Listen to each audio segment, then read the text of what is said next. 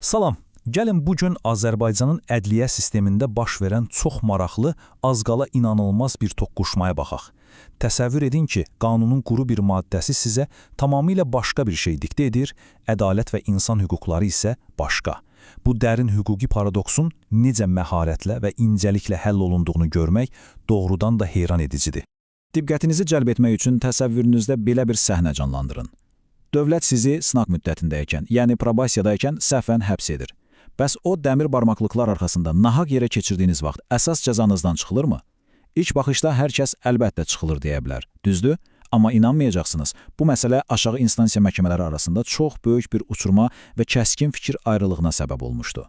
Gəlin bu dolaşıq məsələni qısa şəkildə belə açıq. Əvvəlcə hüquqi paradoksun özünə baxacaq, sonra Elvin Süleymanovun xronologiyasını incələyəcəyik, daha sonra isə ardıcıl olaraq konstitusiyan ruh, birin birə nisbəti qaydası, fəaliyyətsizlik boşluğu və ən sonda Ali Məhkəmənin qəti göstərişlərinə nəzər salacaq. Başladıq. Birinci hissəmiz hüquqi paradoks, yəni 51.2.2-ci maddə acı reallığa qarşı. Gəlin dərhal bizi bu qəliz vəziyyətə salan məsələnin kökünə baxaq. Deməli, cəzaların icrası məcəlləsində belə bir maddə var, 51.2. Bu maddə quru dillə deyir ki, əgər sən azadlığın məhdudlaşdırılması cəzası çəkirsənsə və tam başqa bir işə görə qəti imkan tədbiri kimi həbs edilirsənsə, o həbsdəki vaxtın əsas cəzanı hesablanmır. Yəni, hərfi mənada oxusaq, vətəndaş orqanın səhvi ucbatından günahsız yerə həbs oluna bilər və o itirdiyi qaranlıq günlər heç bir yerdə sayılmaz. İnanılmazdır, elə deyilmi? Nahaq yerə yatırsan və bu sənin cəzandan silinmir. Bax, məhz bu dözülməz hüquqi ziddiyyətə görə Azərbaycan Respublikası Ali Məhkəməsinin Cinayət Kollegiyası işə qarışmalı oldu. 2025-ci il oktyabrın 31-də çıxarılan bu 02-2025 nömrəli tarixi qərarla onlar əslində məhkəmələr arasındakı bu xaosu bitirmək və ölkə üzrə tək, ədalətli bir təcrübə yaratmaq istəyirdilər. İkinci hissə, Elvin Süleymanovun xronologiyası. Bu quru qanunların real həyatda, konkret bir insanın taleyində necə işlədiyini anlamaq üçün birbaşa bu xronologiyaya baxmalıyıq. Hekayə belədir. 2023-cü ilin aprelində Süleymanov 2 illik probasiyaya, yəni azadlığın məhdudlaşdırılması cəzasına başlayır. Hər şey qaydasında gedir, ta ki, noyabr ayında başqa bir cinayət işində şübhəli bilinib həbs edilənə qədər. Təbii ki, probasiya dərhal dayanır. Düz 3 ay sonra 2024-cü ilin fevralında məlum olur ki, adam günahsızdır. Bəraət alıb çıxır. Amma əsl xaos 2024-cü ilin noyabrında. O tam başqa bir əmələ görə yeni cəza alanda başlayır. Məhkəmələr qalıb belə. Bəs biz bunun əvvəlki cəzasını necə hesablayaq? O günahsız yatdığı 3 ay hara getdi?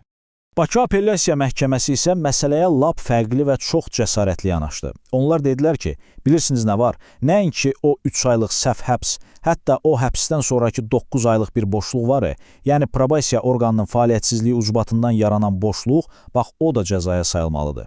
Beləcə ona birdən-birə 1 il 7 ay kimi nəhəng bir kredit verdilər. Amma təbii ki, bu birmənalı qarşılanmadı və məsələ birbaşa Ali Məhkəmənin plenar kollegiyasına qədər gedib çıxdı. Üçüncü hissə. Konstitusional ruh. Qanunun hərfi insan hüquqlarına qarşı. İndi gəlin diqqətimizi Ali Məhkəmənin bu mürəkkəb düyünü açarkən söykəndiyi o möhtəşəm fəlsəfəyə yönəldək. Burada əsl maraqlı məqam nədir bilirsiniz? Biz ekranda sanki sərt, güzəştsiz bir cinayət məcəlləsi ilə konstitusiyanın necə toqquşduğunu görürük. Bir tərəfdə o quru qayda deyir ki, həbsdə olmasan vaxtın getdi, sayılmır. Digər tərəfdə isə ölkənin ali qanunu, yəni konstitusiyanın 12-ci maddəsi var. O deyir ki, dövlətin ali məqsədi insan hüquqlarını qorumaqdır. Ali Məhkəmədə tam yerində bir arqument qoyur. Dövlət özü səhv edib vətəndaşı tutacaq, sonra da bu vaxtda onun əleyhinə istifadə edəcək. Axı bu bizim ali məqsədimizə tamamilə kökündən ziddir. Və bu ekranda gördüyünüz müqayisə də çox şeyi izah edir. Əslində, bizim qanunlarda dövlət səhvlərini düzəltmək üçün artıq mexanizmlər mövcuddur. Məsələn, hərbi xidmət haqqında qanuna baxın. Əskər nahaq yerə həbs olunursa, o vaxt elə onun hərbi xidmətindən sayılır. Və ya mülki işlərdə nahaq yerə işdən çıxarılan adam işinə qaytarılanda o müddət onun stajına yazılır, elə deyil. Yəni, Ali Məhkəmənin bu addımı qətiyyən göydən düşmə deyil, əksinə ümumi hüquq sistemimizlə tamamilə səsləşən bir gedişdir.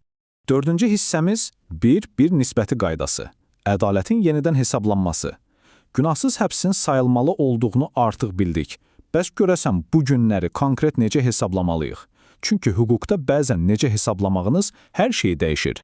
Gəlin bunun mənzərəni necə tamamladığına baxaq. Söhbət sadə, amma çox həlledici bir nisbətdən gedir. Birin birə, Yəni 1-1. Bu kiçik rəqəm bəraət almış şəxsin yatdığı günlərin probasiya cəzasına necə aid ediləcəyinin mütləq və dəyişməz qızıl qaydasıdır. Baxın, standart cinayət riyaziyyatında qayda adətən belədir.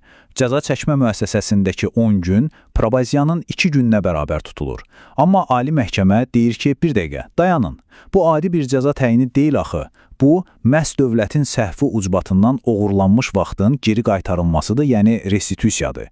Vətəndaş öz iradəsindən asılı olmadan içəridə yatıb. Ona görə də burada hansısa süni rəqəmlərə, vurma bölməyə ehtiyac yoxdur. Təqvimdə neçə gün keçibsə elə o qədər də silinməlidir. Bir təqvim günü həbs elə bir təqvim günü probasiya deməkdir. Təmiz, ədalətli hesablama. 5-ci hissə. Fəaliyyətsizlik boşluğu. Bəs məsuliyyət kimin boynundadır? İndi gəlirik Süleymanovun işindəki ən qəliz, ən mübahisəli məsələyə. O sərbəst qaldıqdan sonraki nəzarətsiz keçən 9 aya. Cəzanın icrası birtərəfli dövlət öhdəliyi deyil. Bu, sadəcə bir cümlə deyil.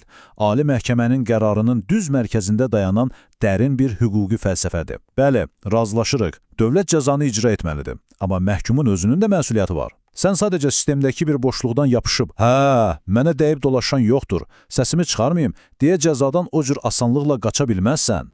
Buradakı həlledici məqam budur. Bəli, probasiya idarəsi açıq-aşkar səhlənkarlıq edib. Süleymanov azadlığa çıxandan sonra 9 ay ərzində ona elektron qolbağı yenidən taxmağı sadəcə unudublar.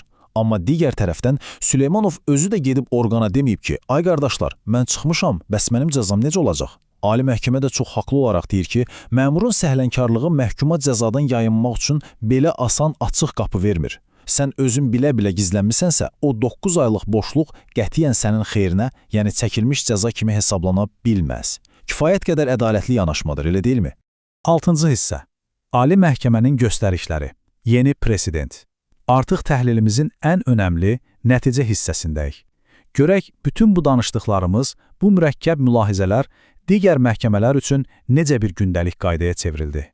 Beləliklə, o tarixi 02-2025 nömrəli qərarla 3 mütləq və dəyişməz president yarandı. Birincisi, əgər kimsə günahsız yerə həbs yatıbsa, o müddət mütləq probasiya cəzasına sayılmalıdır. İkincisi, bu hesablama heç bir riyazi oyun güzəşt olmadan tam dəqiqliklə bir-bir təqlim nisbətində aparılır. Və nəhayət üçüncüsü, əgər icra məmuru səhlənkarlıq edirsə, amma məhkum özü də bilə-bilə hesabat verməkdən yayınırsa, o boşluq dövrü cəzaya qətiyyən daxil edilmir. Bu həm vətəndaşın, həm də dövlətin məsuliyyətini eyni tərəziyə qoyan möhtəşəm bir yanaşmadır. Bütün bunlar bizi sonda çox düşündürücü bir sualla baş-başa buraxır. Əgər ədliyyə sistemi özünün bu cür hərfi, bəzən riyazi və texniki xətalarını məhz konstitusiyanın işığı altında belə ədalətlə düzəldə bilirsə, görəsən konstitusyon ruh gələcəkdə quru qanunları daha necə formalaşdıra, bizim xeyrimizə necə insaniləşdirə bilər? Ali məhkəmənin bu qərarı əslində bütöv bir ədalət DNT-sini yeniləyir desək heç də yanılmarıq. Bu qəliz, amma bir o qədər də maraqlı və vacib mövzunu bugün mənimlə birlikdə addım-addım incələdiyiniz üçün hər birinizə təşəkkür edirəm. Ümid edirəm bu izahlı təhlilimiz sizin üçün həm aydınlaşdırıcı, həm də faydalı oldu. Mütləq araşdırmağa və öyrənməyə davam edin. Hələlik!